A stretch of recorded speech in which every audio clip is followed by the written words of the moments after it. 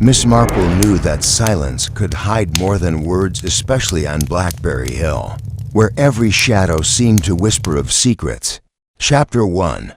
The silence that settled. It began, as such things often did in St. Armand's Hollow, with a cake, a Victoria sponge, to be precise, carried rather delicately by Mrs. Ellery across the uneven path that led to the vicarage garden, where folding chairs were already being aligned like soldiers awaiting inspection. The June air was pleasant, sun-warmed but softened by a breeze from the downs, and the women of the village bustled about with the solemnity reserved for floral arrangements and committee elections. The annual midsummer tea, organized by the vicar's wife and tolerated by the vicar himself, was underway.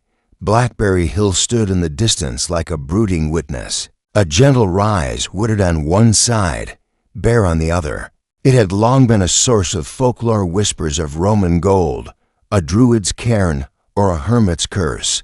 But none of that mattered now, not to the vicar's wife, certainly, who was more concerned with whether the bunting clashed with the scones. Miss Marple sat in a cane-backed chair beneath a lilac tree, knitting needles, moving with quiet authority. She was not officially on any organizing committee, but no decision flower, pastry, or seating escaped her quiet assessment. Her eyes moved about the garden not aimlessly, but with the quiet purpose of one who had spent her life learning how to see without staring. Young Thomas Rill, newly returned from Oxford, was balancing a teacup and a sociological air, deep in discussion with Rosemary Hargreaves about the absurdity of local rituals. Rosemary, beautiful in that sharp, clipped way often admired by the elderly but feared by her peers, looked at him with mild amusement. She was used to being admired, less used to being contradicted. Not far off, Mr. Edgar Lacey, the retired solicitor who'd once defended a man who murdered his wife with a butter churn, leaned in toward Mrs. Topley, whispering something that made her hand fly to her chest in theatrical horror. One could always count on Mr. Lacey to sour the jam with tales of blood. Then it came, a silence not dramatic, not shouted into being, but one that slid in like a forgotten guest. It began with the parson's youngest daughter stopping mid-giggle. Her ball had rolled to the edge of the fence. She approached, stooped, then froze. The scream that followed was not childlike. It came from somewhere lower, raw, something ancient and panicked. By the time the vicar, his wife, and his startled committee members reached her side, the laughter had died. The ball lay forgotten. Beyond the wooden fence, just at the start of the blackberry brambles, was a pair of shoes, not muddy, but dusty.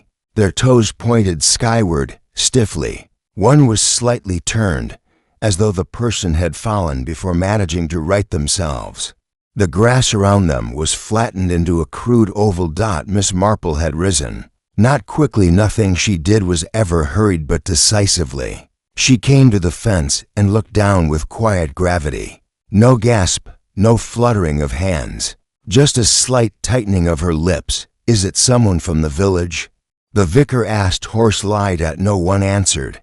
The body was that of a man, middle-aged or perhaps younger if weathered by life. A dark coat, city shoes, and a crumpled hat lying beside him as though tossed by a careless wind. His face was pale, his mouth slightly parted. There was no sign of blood, no visible wound. Only an awful stillness. It was Rosemary Hargreaves who broke the silence. "That's not someone I've seen before." Miss Marple gave her a measured look. "Nor I," she said. "But then, there are many who come to quiet places hoping not to be noticed." The police arrived before the tea had cooled. Inspector Buller, a man whose face always seemed mildly sunburned and mildly irritated, arrived with a constable in tow and a notebook already half filled. "Found him up by Blackberry Hill, did you?" he muttered, squinting toward the rise. "Odd place for a gentleman to die. Do we know who he is?" Mrs. Ellery asked tremulously. "No identification on him," Buller said. "Just a railway ticket from London, yesterday's date. A stranger, Then Mr. Lacey murmured. Almost with satisfaction, the inspector turned to the assembled crowd. "We'll need to take statements, of course. Nobody to leave until we've got your names, oh," said Miss Marple gently. "He was no stranger to someone here, Inspector." "Of that, I'm quite sure." Buller turned toward her. "Beg pardon, Miss Marple? I mean," she continued, "people rarely end up dead in the brambles without some help. And St. Armand's Hollow may be small, but its shadows are very capable of hiding things." She returned to her chair, picked up her knitting, and resumed her work with serene precision.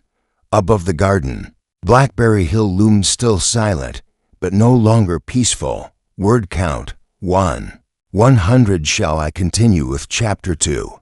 The village reacts. Chapter 2. The village reacts. By the next morning, the news had woven itself into every teacup, every folded newspaper, and every whispered exchange in St. Armand's Hollow. It traveled faster than the milk cart, faster even than young Alice Greeley's bicycle, which was usually the surest sign something had happened. But on this particular day, even Alice, who usually dashed from house to house with papers and gossip alike, rode slowly, glancing up at Blackberry Hill with a new kind of unease. Mrs. Topley was first to declare it a death most unnatural, which, coming from her, carried the weight of something nearly official.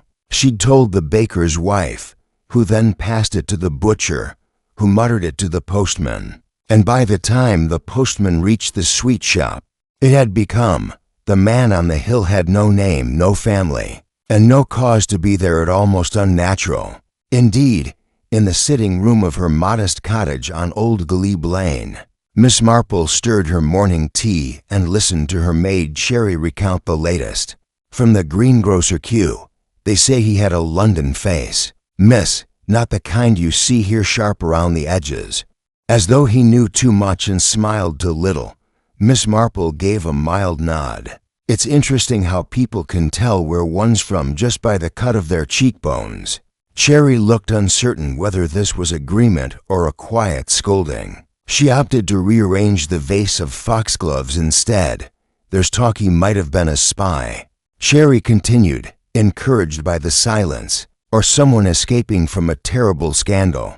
Miss Marple looked down into her teacup as though the pattern at the bottom might offer more useful truths than all of Cherry's hearsay. "Escaping something, perhaps," she murmured, "though I doubt spies wear their coats inside out. Beg pardon, miss?" "Never mind, dear." At the Three Doves Inn, the talk had taken on a more animated tone. Mr. Partridge, the landlord, was enjoying the unusual rush of customers eager to pretend they weren't there for the gossip. Rosemary Hargreaves sat with a sherry she hadn't touched, listening as Thomas Rill leaned forward, fingers steepled in mock seriousness. "It's psychological, you know," he said. "When a community is confronted with a sudden disruption, say, a body where none should be, the mind begins to knit explanations, plausible or otherwise. It's a coping mechanism, or," Rosemary said coolly, "it's simply nosiness with a fancy hat on." Thomas laughed. "I suppose that's one way to put it."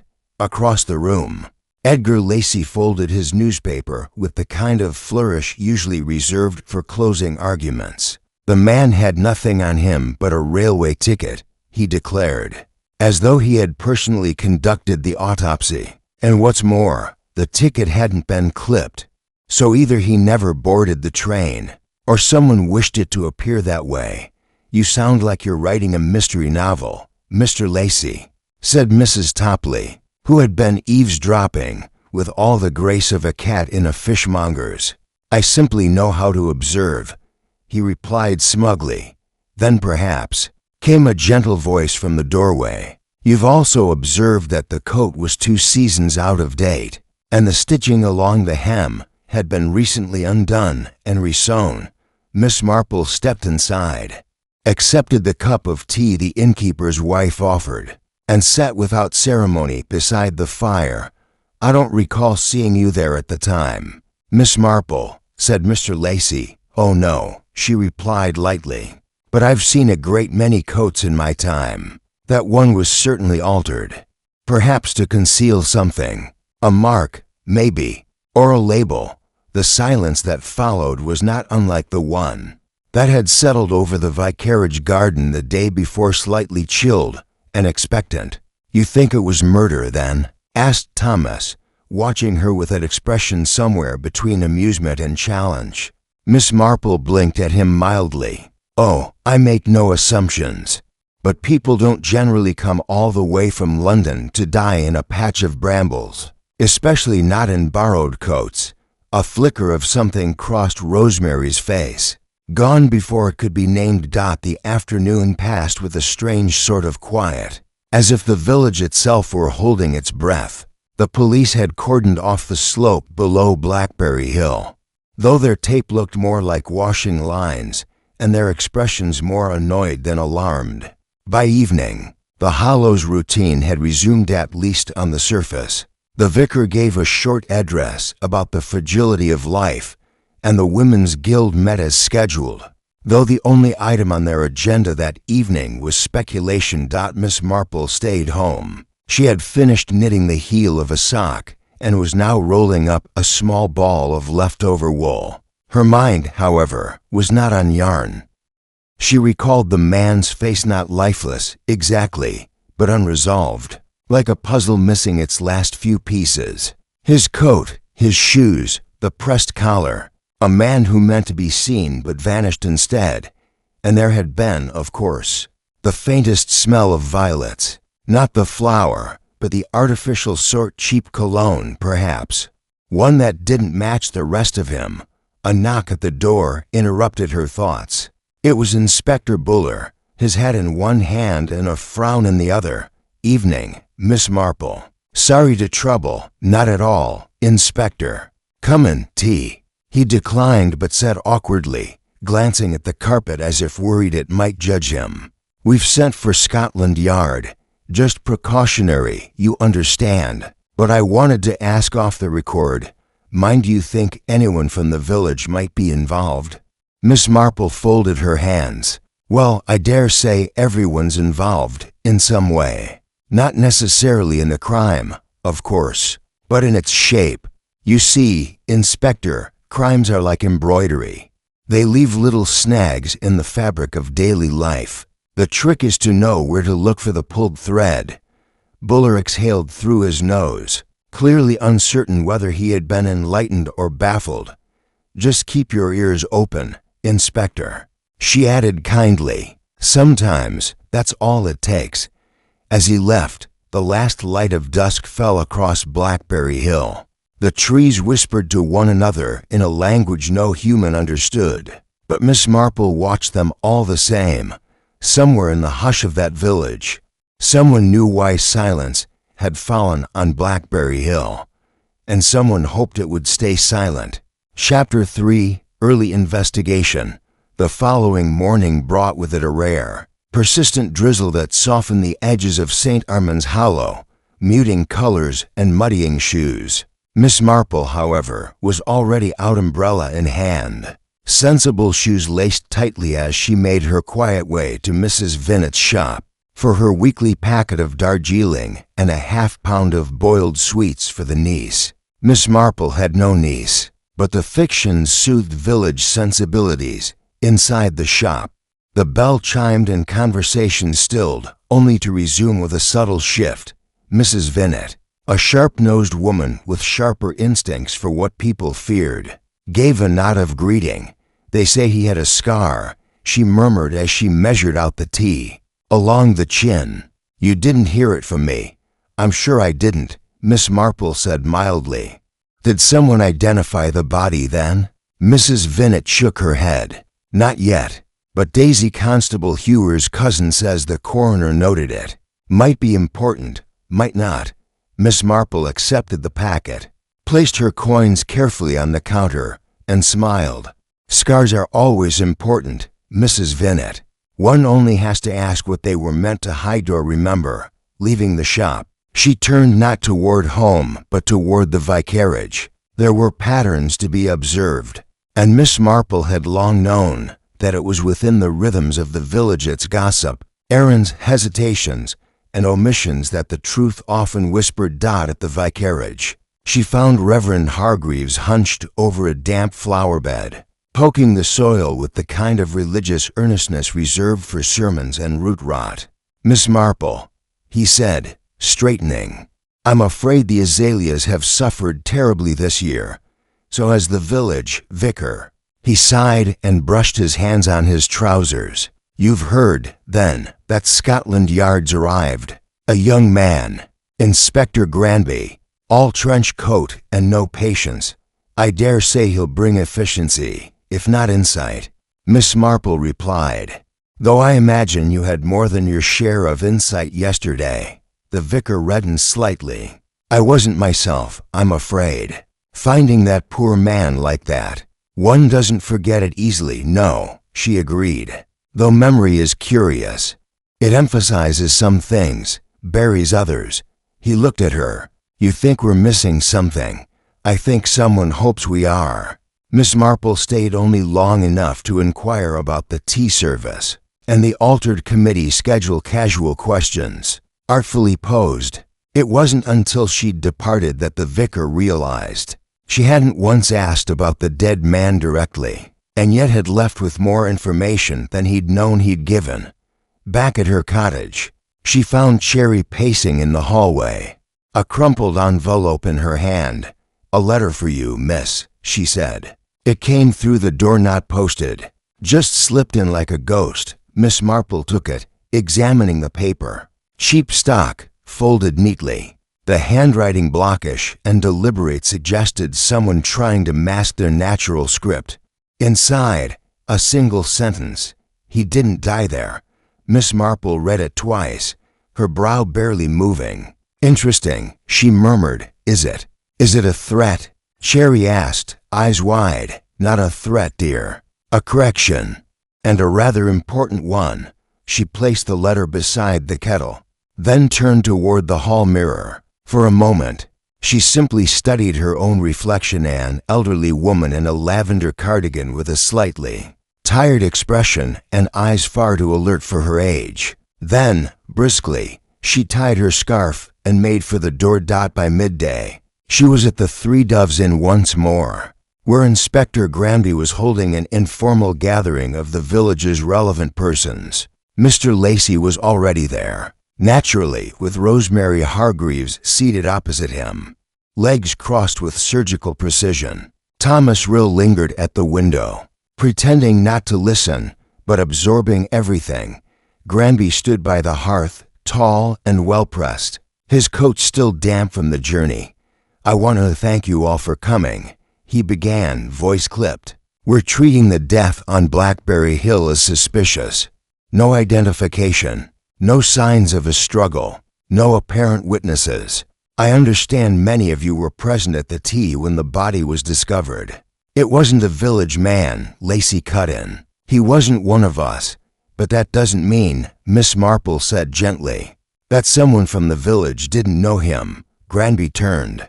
"You are, Miss Marple. I believe I'm on the list." She wasn't, but Granby nodded all the same.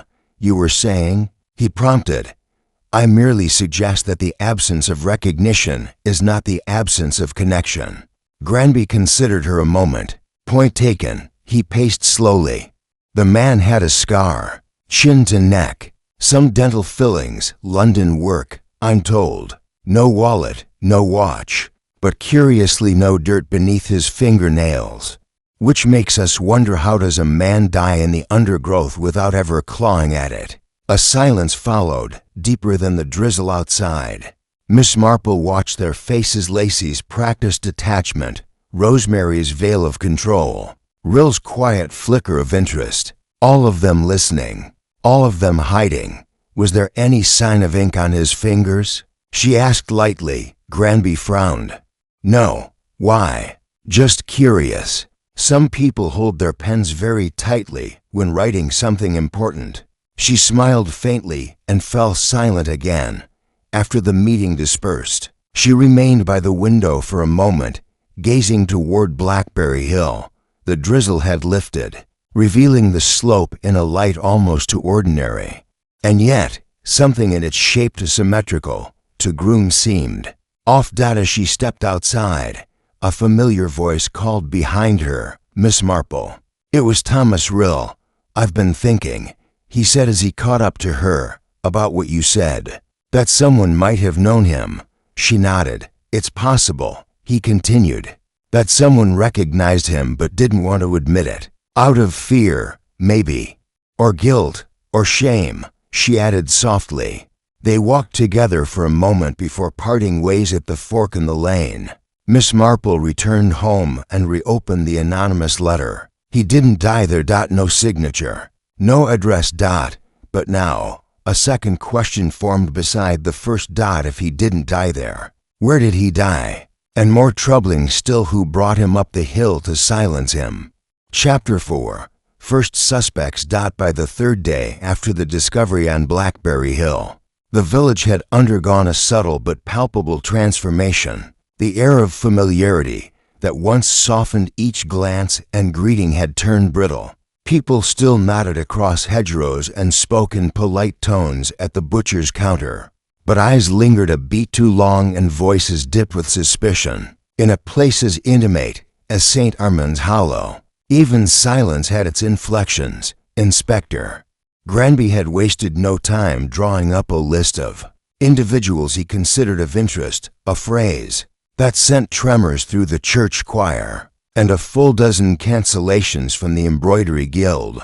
He stationed himself at the village hall, commandeering the vestry room and converting it into a temporary interview space. There he summoned the townsfolk one by one, beginning, much to Miss Marple's quiet amusement, with the loudest mouths. Mrs. Topley was the first to sit across from him, spine stiff with righteousness. "Well, I hardly see how I could be of help," she huffed, smoothing her skirts. "I didn't know the man, never saw him before in my life. Where were you the night before the tea?" Granby asked, his tone neutral. "I was at home, of course, listening to the wireless and knitting socks for the Red Cross. I still believe in duty." "Inspector," Granby made a note, "did anyone see you at home?" Mrs. Topley's mouth opened, closed, then opened again. "Well, I'm not in the habit of announcing my evenings to the neighborhood. If I were out and about, they'd say I was prying. If I stay home, now that's suspicious too. No one's accusing you, madam. Just establishing facts outside." The next interviewee waited on a creaky chair with visible disdain. Rosemary Hargreaves arrived in a crisp gray coat, her poise unmarred by the rainy morning or the hum of scandal. Inside the vestry, she sat gracefully, arms crossed. "I'll say it plainly, Inspector, I don't see how you expect to learn anything useful when the entire village thrives on half-truths and embellishments. You were among the last to leave the garden after the tea," Granby noted. "Do you recall seeing anyone linger near the fence?" "I recall a great deal of fuss and very little clarity. The crowd was too thick. And besides," she added coolly, "I'm not a busybody." Granby leaned forward slightly. "Did you recognize the man?" Her eyes didn't flinch, but there was the briefest tightening at the corners. "No. Should I have?" "Not necessarily." She uncrossed her arms slowly. "Then unless you have something more concrete, I'd prefer not to be summoned again for village theatrics."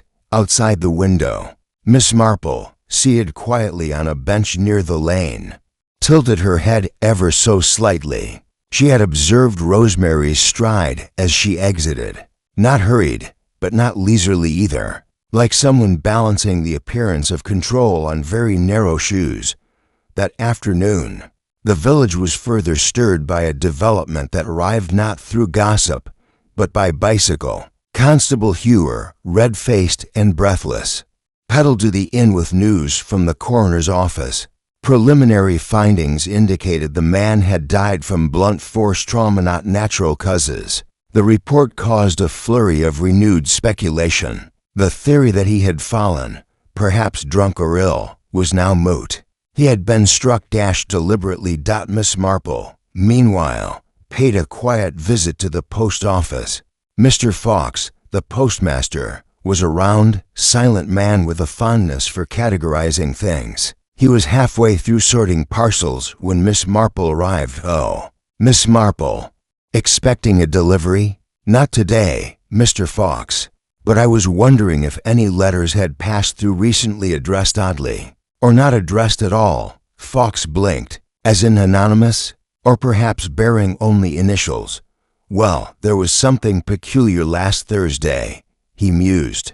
"A letter with no return address and odd spacing in the handwriting. I remember because the postage was correct, but it had the air of being rushed. Went out with the 3:45 pickup. Destination?" He shuffled through a ledger. "Sent to an address in London. Bloomsbury. J.F. Lacey," it said. Miss Marple smiled. "Thank you, Mr. Fox. I knew you'd recall." She left the post office with a faint crease between her brows. J.F. Lacey. A name just familiar enough to nudge at memory. Edgar Lacey, the retired solicitor, had once mentioned his brother James Frederick, or perhaps Jonathan Francis. Something like that. He had spoken of him dismissively, as though their connection had frayed long ago. That evening, under the guise of a neighborly drop-in, Miss Marple visited Mr. Lacey. He welcomed her with exaggerated gallantry and a small sherry. "Always a pleasure, Miss Marple," he said. "And what pressing bit of curiosity brings you to my threshold?" "Oh, only the usual," she said lightly. "I thought you might have been disturbed by all this unpleasantness. Well, it's terribly exciting, if that's what you mean. A murder in St. Armand's. Not even the town council could have arranged something so engaging." She sipped her sherry. "I understand the man may have been from London." "Yes, I heard something similar." He looked amused. "Some poor soul lost his way, no doubt, and met an ill end. Do you have any family in London?" Lacey's smile tightened just slightly. "A brother. We haven't spoken in years. Different paths, different opinions. Is his name J.F. Lacey by any chance?" The pause was imperceptible but present. "James Frederick. Why?" "Oh, just curious. It's an uncommon combination of initials. I came across them somewhere, perhaps in a book." They chatted a while longer, about everything and nothing. But when Miss Marple left, she was certain of one thing. The dead man was known to someone in St. Armand's, and if not by name, then certainly by past. Later that night, as she sat once more by the fire, her knitting idle in her lap, she glanced toward the unopened letter on the mantel. He didn't die there, but he had been placed there, and someone had gone to considerable trouble to make it appear accidental. The trouble, Miss Marple thought, always left fingerprints, even when no one was looking. Chapter 5. A Hidden Clue. It was a soft Sunday morning when the village awoke to find a second ripple in its still waters. Blackberry Hill, now cordoned with police tape and whispered legend, loomed over St. Armand's Hollow like a monument to uncertainty. Though the body had been removed, the memory of its presence lingered like a stain. And yet life pressed on. The bells rang from the church tower. Children were scolded for muddy boots, and scones were still sold, though more quietly. Miss Marple, in her usual seat near the eastern window of St. Michael's Church, appeared to be following the sermon, but her knitting remained untouched in the basket beside her, and her eyes, though fixed on the vicar's vestments, were far away. It was not the murder that occupied her thoughts, nor even the elusive identity of the man now lying nameless in a London morgue. No, her thoughts turned to a word, or rather, its absence. He didn't die there. The letter had stirred something, not fear, but a kind of persistent itch in her mind, and the sender, whoever they were, hadn't needed to elaborate. Miss Marple had long known that what wasn't said often meant far more than what was. After the service, she made her way slowly to the churchyard path where gravestones leaned like tired shoulders. The drizzle had stopped, and the mist had begun to lift, revealing a strange clarity in the air. She was not surprised to find Inspector Granby there, his coat buttoned neatly. eyes watching the hill in the distance. "Miss Marple," he greeted, not unkindly. "Taking in the view?" "Some views," she replied, "are better observed with one's ears." Granby offered a small, puzzled smile. "I've been thinking," she continued, "about how tidy the scene was. Unnaturally so. As though it were staged. And the coat, the hem had been resewn, badly. The man was wearing gloves, wasn't he?" Granby nodded. "Thin leather gloves. Unusual in June, but not unheard of. Not if one wished to avoid leaving fingerprints." She murmured. Granby looked at her. "You think he was carrying something? Or had recently handled something he shouldn't have?" She turned then, leaving him with more questions than she'd arrived with. That afternoon, Miss Marple paid a visit to Constable Hewer's office, a small, square room above the grocer's, with an untidy desk and a persistent smell of damp tea leaves. The constable, barely 30 and eager to please, stood when she entered. "Miss Marple, Inspector Granby's out for a while. Should I fetch him?" "No need, dear boy," she said kindly. "I wonder, would it be terribly inconvenient if I had a look at the deceased's personal effects?" Hewer hesitated. "Well, we've only a few items. Inspector said Scotland Yard would be taking them up to London by Monday. Then we've just enough time." He led her to a locked drawer and laid the items on a cloth: a handkerchief, unmarked and recently laundered, a pair of leather gloves, a pocket comb, and oddly, a small silver cufflink, mismatched to the suit the man had been wearing. Miss Marple examined the cufflink closely. It bore an engraving, a stylized letter R, looped with a small crown. She held it up to the light and smiled faintly. "Ah," she said. "Now that is rather telling, is it?" Hewer asked, leaning in. "Do you recall Rosemary Hargreaves' late father? The barrister, wasn't he? Sir Leonard Hargreaves?" "Yes," Miss Marple nodded. "And he was fond of monograms. Gave his daughter an entire set of initialed cufflinks when she entered university. She used one of them as a bookmark for years, until it tarnished. This belonged to her, or someone who once knew her very well." She handed the cufflink back with care. "Tell me, was anything found on the man's shoes?" "Just soil," Hewer said. "But I overheard the coroner say it didn't match the grass near Blackberry Hill. Different pH, or something. Lighter texture. Could be from a garden, maybe." Miss Marple gave a soft then left the constable with his inventory and a sense that something meaningful had just occurred, though he couldn't quite put his finger on it. Late that evening, the lights were still on in the vicarage when Miss Marple knocked gently on the door. Reverend Hargreaves answered, looking surprised but not displeased. "Miss Marple, how kind. Do come in. Can I offer you something? Tea? There's rhubarb tart left from supper. I'd be delighted. And perhaps," she added, "a quick word with your daughter, if she's in." Rosemary entered the room a few moments later, clad in an elegant dressing gown, her hair pinned back with quiet precision. She looked almost bored. "Miss Marple," she said coolly, "I suppose you're gathering your observations like herbs for a tonic?"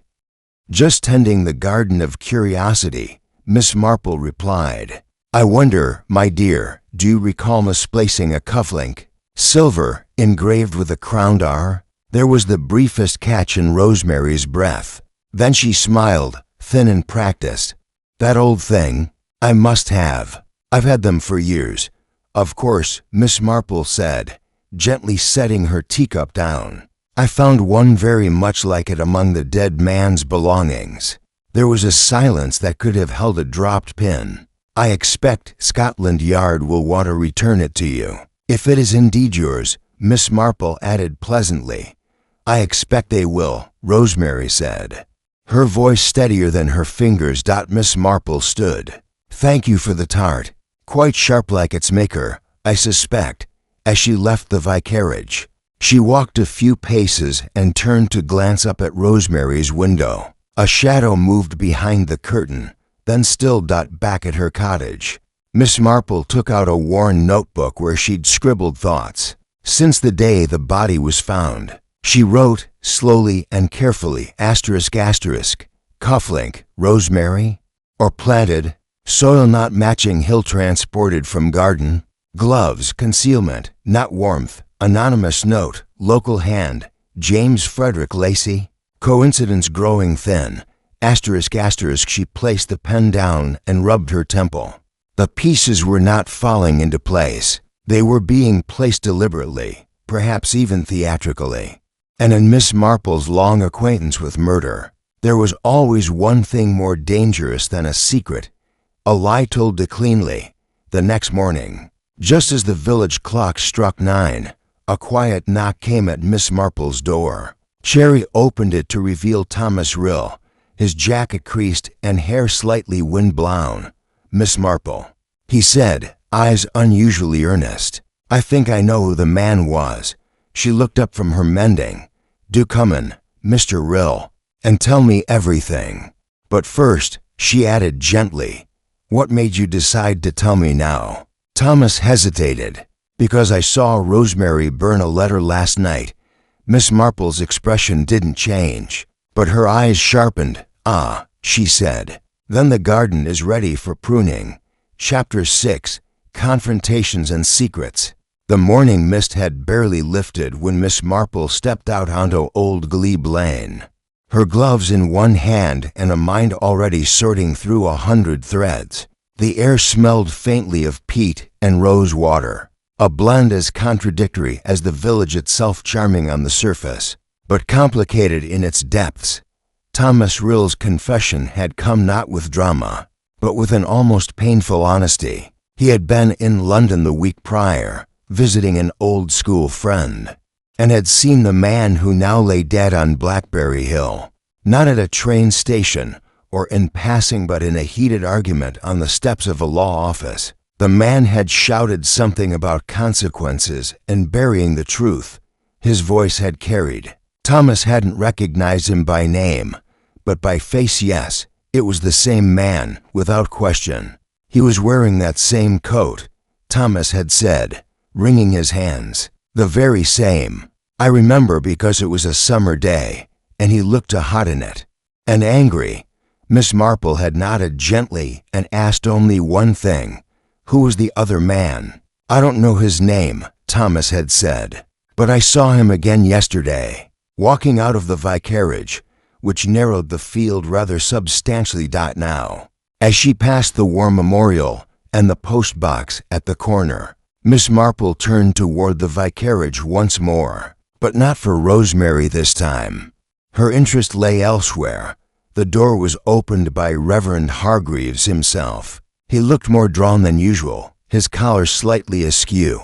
"Miss Marple," he said with a strained smile, "twice in 1 week my house is truly blessed. I wonder if I might speak with you privately." She asked. "Not long." He hesitated, then nodded and ushered her into the study. The room smelled faintly of ink and lavender polish. Shelves lined with religious texts framed a modest fireplace, and a portrait of his late wife stared down with quiet judgment.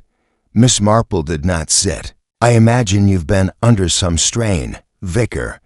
What with the police inquiries and your daughter's involvement." He flinched. "Involvement? That's a strong word, is it?"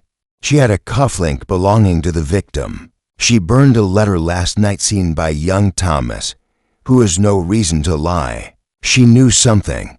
The vicar sank into his armchair, his fingers tented in front of his mouth. "I didn't know about the letter, but you knew the man." There it was. A long, echoing silence. A single leaf fell past the window, brushing the glass like a soft warning. "Yes," he said finally. "I knew him." Miss Marple stood still. "His name was Charles Everleigh. He was a solicitor in London. And a terrible mistake." Miss Marple gave him space to explain. "Years ago, before I took my vows, before I ever considered the cloth, I was part of a group idealists, really. We thought we could fight injustice through unconventional means. Charles was part of it. Sharp, charming, clever to clever. He uncovered a fraud scandal involving a prominent bishop, and rather than expose it properly, he blackmailed the man, said the ends justified the means, and you? I cut ties. I left that world, found faith, or perhaps it found me, and I built a life here. And Rosemary? She was young, but not too young to remember Charles. She adored him, more than she ever admired me. He wrote to her often. I asked her to stop, begged her to, but he had a way of twisting affection into leverage. Miss Marple's eyes softened. You thought he'd come back for her? I was certain of it. And did he? Hargreaves nodded. He came last week, unannounced, demanded to see her, said he had something to reveal, something about a will. He claimed Rosemary was owed something big, a sum of money, a reputation, more likely, from her mother's side. He hinted at something disgraceful. I told him to leave. Did Rosemary meet him again? I don't know. She wouldn't tell me. Miss Marple sat then, very slowly. Did you kill him? The question was delivered not like a blow, but like a feather gentle, yet impossible to ignore. No. He whispered, but I did wish he would disappear. They sat in silence for a while longer. Then Miss Marple stood and took her leave without another word. That afternoon, a small scene played out in the tea room that drew quiet attention. Miss Marple sat with Inspector Granby over a slice of seed cake and a pot of strong Assam. He's not the killer, she said. Granby looked up. The vicar? No, but he is the secret someone hoped to weaponize.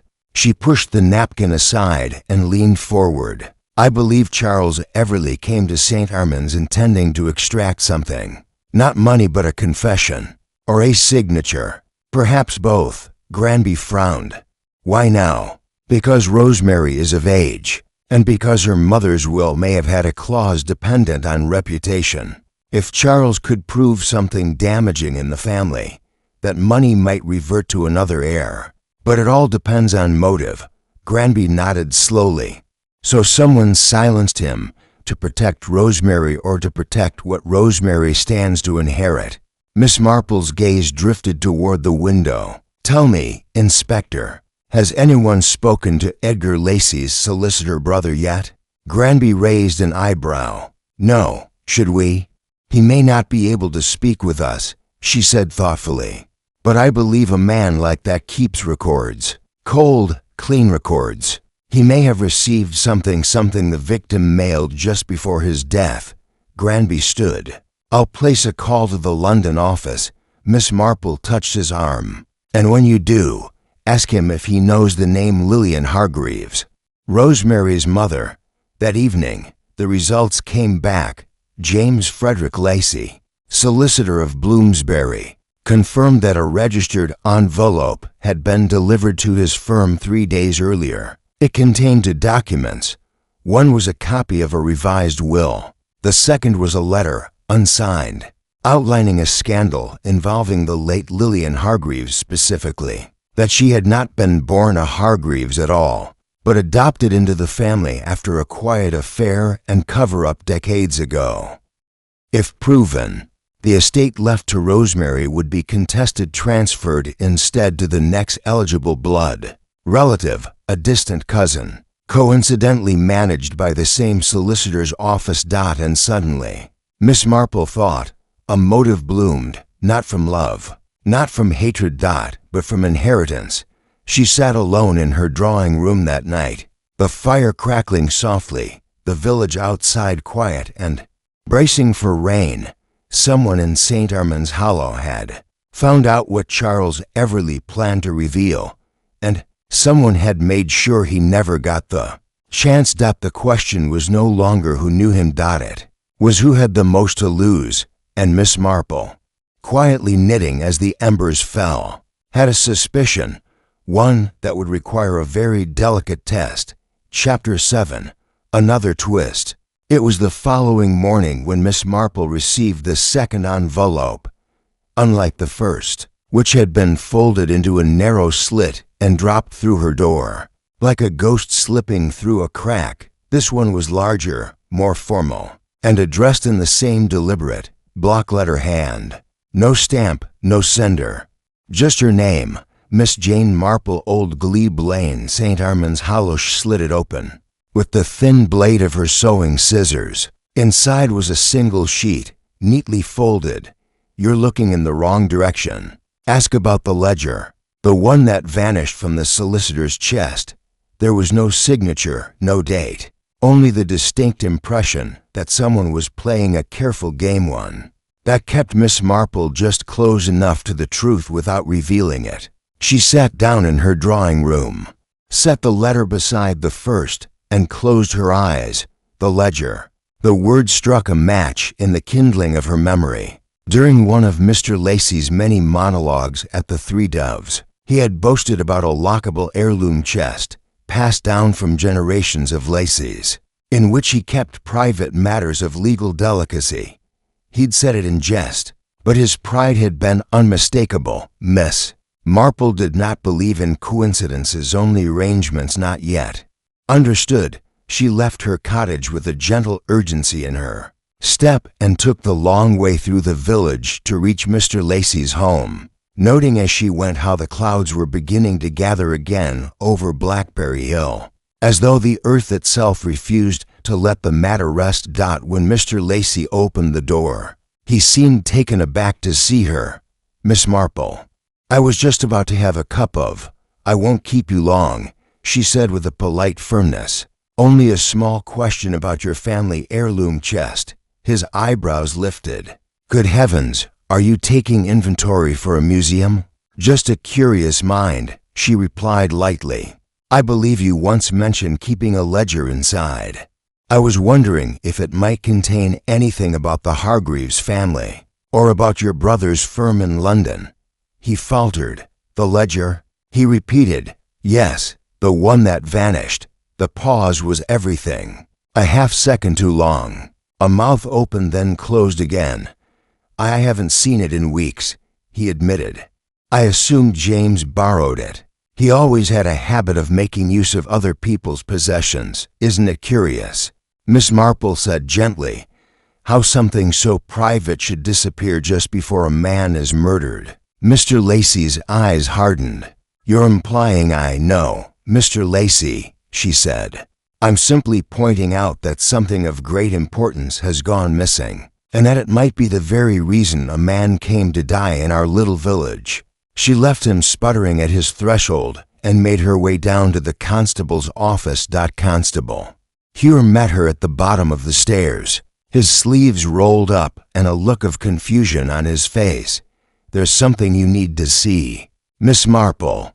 He led her upstairs to his desk and laid out a small paper-wrapped parcel that had arrived that morning via bicycle courier. It had been addressed to the constable, no return address. Inside the package, a black leather-bound ledger.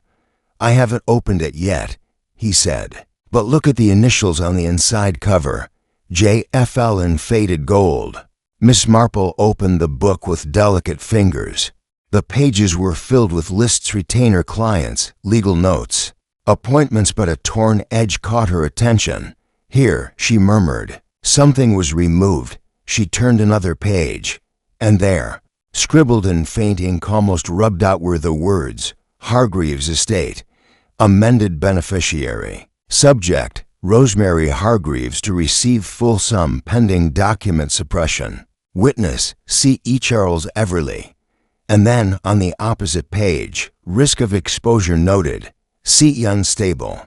Recommended termination of correspondence. Miss Marple let out a slow breath. So someone was manipulating the will. And Charles found out. Do you think this is what got him killed? Hugh asked. I think, she said. This is what made someone desperate. She turned another page and stopped. There, tucked between the margins, was a folded piece of stationery. It was brittle with age, bearing the letterhead of a now-defunct bank. The handwriting was unmistakably different, more elegant, more personal. She read aloud, To whom it may concern, my daughter Rosemary is not my daughter by blood, but by love. I adopted her following my sister's illness. This truth was never meant to harm, only to protect. I ask that no one suffer for it. Lillian Hargreaves. Miss Marple set the paper down. Her hands were steady, her heart heavy. Someone had killed Charles Everly to keep this truth from surfacing, not out of malice, but fear of disgrace, of ruin, of losing something dearly held. Later that evening, the tea room was quiet except for the gentle clink of porcelain and the occasional gust of wind against the windows. Inspector Granby sat across from Miss Marple, the ledger open between them. "So now we know," he said, tapping the margin with one finger. Rosemary was adopted. Her inheritance was contingent on legitimacy. Charles discovered the truth and came to reveal it. But someone else already knew, and made sure he never got the chance. Miss Marple nodded, and then planted the body on Blackberry Hill to make it appear sudden, unconnected. "But the question remains," Granby said. "Who?" Miss Marple smiled faintly. "We've narrowed the field. Consider, who had access to this ledger? Who stood to lose if Rosemary's legitimacy were questioned? Who mailed the first envelope perhaps to divert suspicion and the second perhaps out of guilt?" Granby frowned. "Are you saying the killer sent the clues?" "In my experience," Miss Marple said, stirring her tea, "murderers are rarely as silent as they hope to be. They tend to confess in strange ways, anonymous notes, misdirected suspicions, little nudges away from their own guilt. The most dangerous ones are the ones who think they're playing a game of wits." Granby leaned back. "Then it's time we set the final piece." Miss Marple looked up. "Yes, Inspector. I believe it's time for a little theater, one that requires a very particular audience." She stood, folding the note from Lillian Hargreaves and slipping it into her handbag. "Invite everyone concerned. The vicar, his daughter, Mr. Lacey, young Thomas. Let's have them all together." Granby blinked. "And what should I say it's for?" "A reading," she said, "of a very important letter outside." The wind gathered above Blackberry Hill. The truth, it seemed, was ready to speak. Chapter 8. Miss Marple's final test. By the following evening, a peculiar kind of invitation had traveled across St. Armand's Hollow, not written on fine paper, nor announced formally but whispered at the grocer's, passed along over the vicar's fence, murmured in corners of the tea room. "Miss Marple is gathering everyone at the reading room of the vicarage." For what purpose? No one could say for certain, except, perhaps, that in St. Armand's, when Miss Marple called for something quietly, it always turned out to be something loud. At precisely 7 o'clock, a modest but tense assembly had gathered inside the paneled walls of the vicarage's reading room. The rain outside pattered against the windows like a ticking clock, and the lamplight caught the nervous faces of those seated around the table. There was Reverend Hargreaves, hands folded tightly before him, his lips a pale line. Rosemary sat beside him, porcelain-faced, her gloved hands resting in her lap, unmoving. Thomas Rill lingered by the fireplace, arms crossed but eyes alert. Mr. Lacey sat near the door, unusually quiet, eyes darting from person to person. Inspector Granby stood in the corner, arms behind his back, and next to him, quietly presiding, was Miss Marple.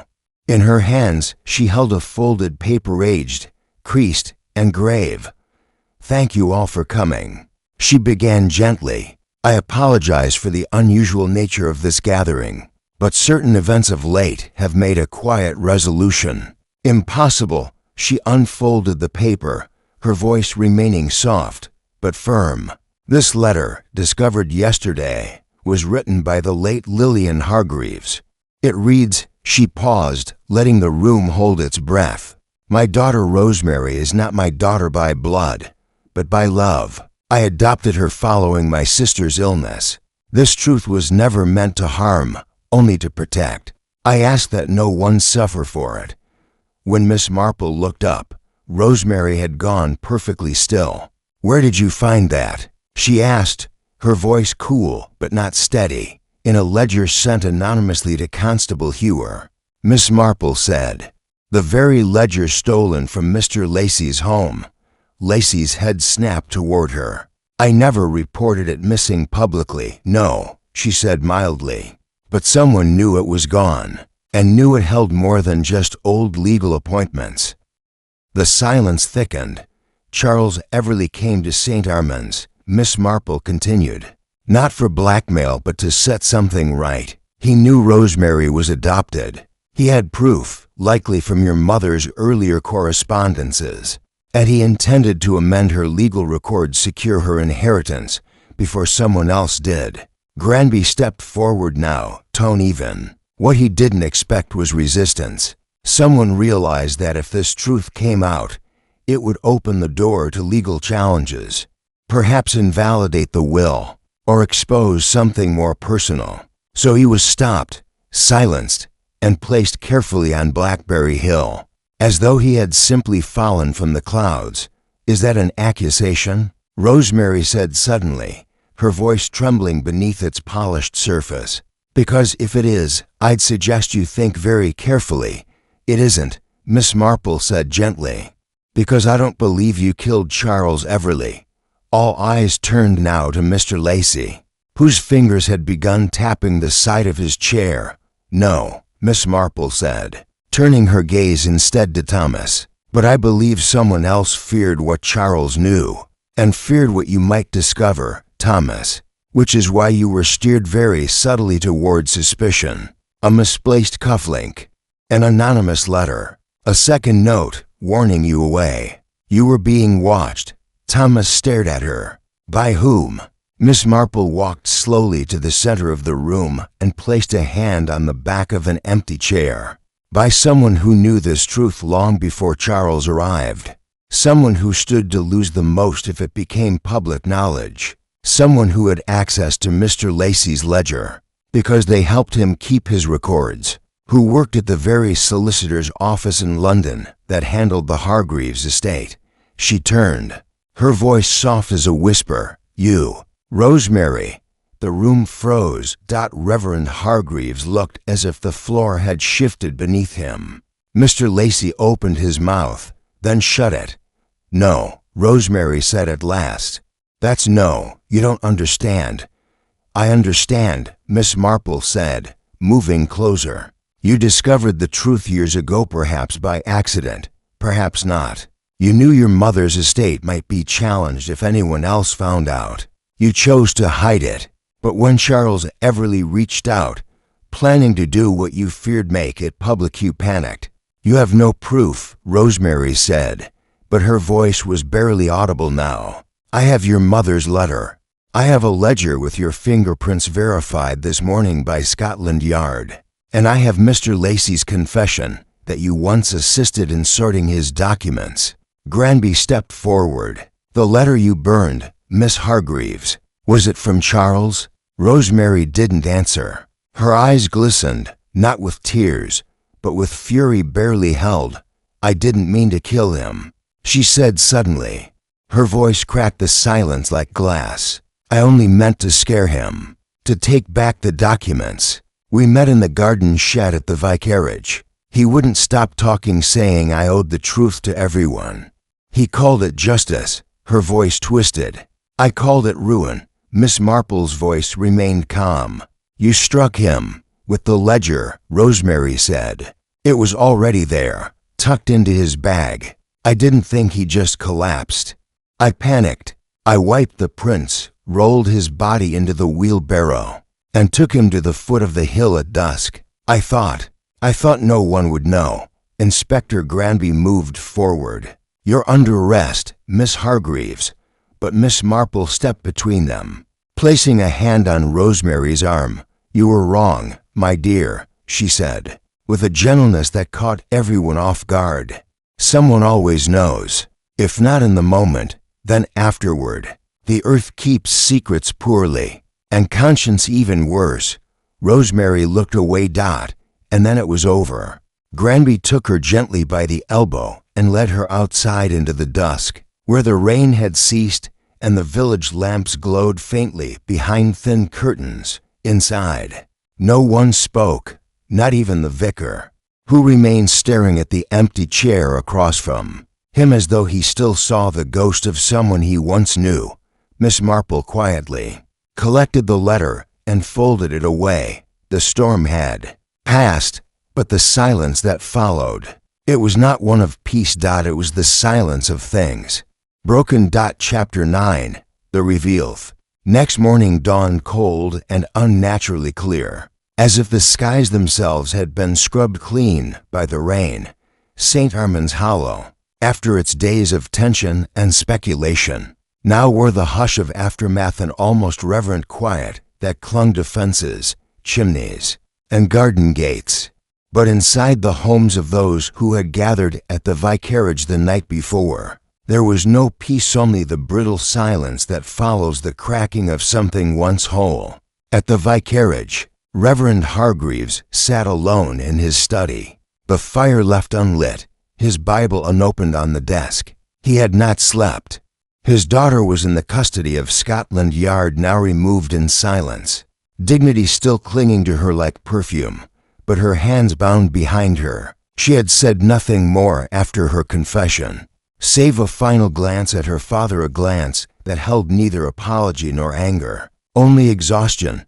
Inspector Granby had left before dawn to file his full report in London, taking with him the ledger, the notes, and Rosemary's written confession. Miss Marple, however, remained, not at the vicarage, but in her modest drawing room, sipping her morning tea, her lace curtains half drawn. She wasn't fond of victory, not in cases like this. There was nothing to celebrate in the solving of a crime born from fear. A knock at her door came shortly before 9. Cherry opened it, revealing Thomas Rill. He stood nervously on the threshold, hat in hand. "May I come in, Miss Marple?" "Of course, Mr. Rill. Do sit down." He took the chair opposite her, glancing at the remains of toast and marmalade on the table. "I suppose everyone's talking?" "They will be," she said calmly, "and then they'll move on, as villages do. But some stories stay behind longer than others."